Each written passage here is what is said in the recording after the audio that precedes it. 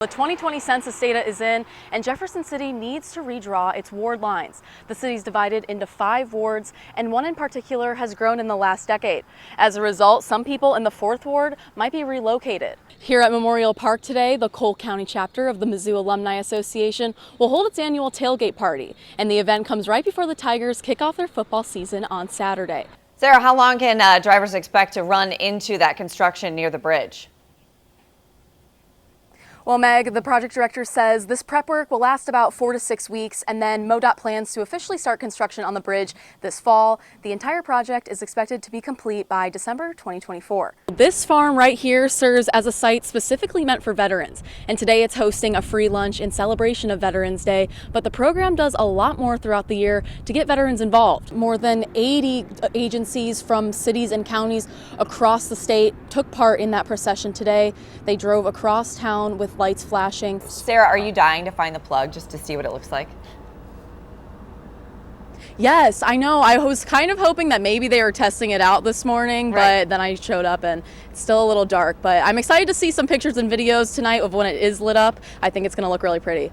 Today, the Columbia School Board is meeting for the first time since it decided to drop the mask mandate at CPS schools. Despite the current surge in cases, the board doesn't plan to vote on any COVID-19 related items tonight. Last week, we told you an anonymous user created an online petition on change.org calling for the school board to hold an emergency meeting about the mask policy.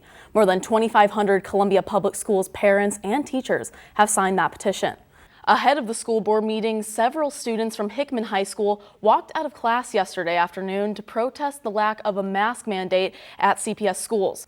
The Food and Drug Administration says some take-home antigen tests might not be as effective when it comes to detecting the Omicron variant. I'm not going to go anywhere. Hey, I'm kind of looking forward to the snow. I just got new tires on my car, and they're supposed to be really good in winter weather. You want to go test them out, Sarah? Yeah, that's the only thing I'm looking forward to. Otherwise, I'm not a fan of winter.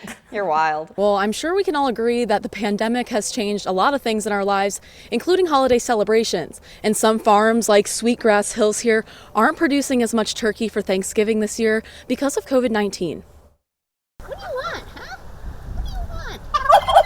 Before your Thanksgiving turkey can be put on the table, it might come from a place like this. We have a section of breeders, and then the breeders are producers of our production that we sell. But this year, Sweetgrass Hills Farm didn't produce as much. When I went to go get a few more breeders this year, I found it really hard to find any adult birds. That's because demand for turkeys, especially larger ones, decreased during the pandemic. You've got this production, and then all of a sudden you don't have the customer base for that. According to the Food Industry Association, 33% of Americans held smaller gatherings for Thanksgiving in 2020. The 20 to 30 pound turkeys were not so popular last year. Each year, Geiger says she projects how much meat to produce based on the demand from the previous year. That affects how many you're going to carry around the next year. You don't ever know with what's going on if the next year is going to go back up to where it was, or if you want to stay conservative, because it's pretty costly. If demand rises this year, it's likely there will be plenty of turkey to go around next year.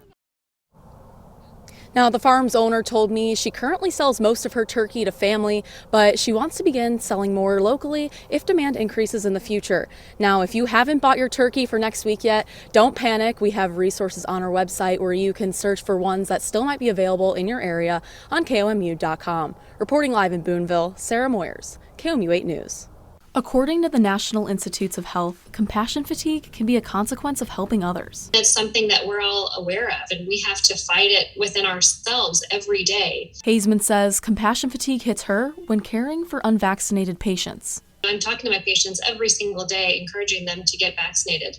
And the two things that they say to me are that the vaccine doesn't work and that there are terrible side effects. And neither of those things is true. MU Healthcare's COVID-19 dashboard shows the majority of its COVID patients currently in the ICU and on ventilators are unvaccinated. When they stand by their decision to not be vaccinated, despite what is happening to them, that is so disheartening. One certified nursing assistant at a nursing home in Tipton says she's felt compassion fatigue for a different reason. Nobody's staffed. Everybody's busting buns working 12, 16-hour shifts. Everybody's just tired. Everybody's crabby. Her fatigue can set in after a difficult night shift. I was done. 6 o'clock in the morning, I was looking for liquor. For Hannon, compassion fatigue comes and goes.